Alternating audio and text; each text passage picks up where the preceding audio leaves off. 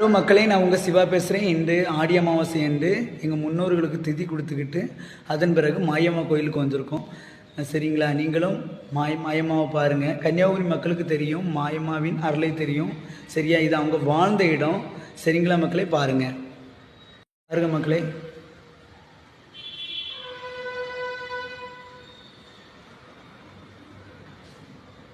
மாயம்மாவின் அருளை பரிபூர்ணமாக பெறுங்க.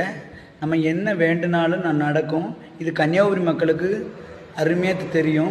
சரிங்களா? மாயம்மா வாழ்ந்தது, அவங்க இருந்தது எல்லாமே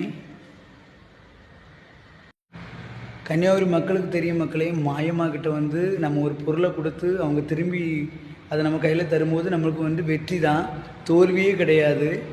எவ்வளோ ஏழையாக இருந்தாலும் கூட பணக்காரனாக ஆயிடுவாங்க. சரியா?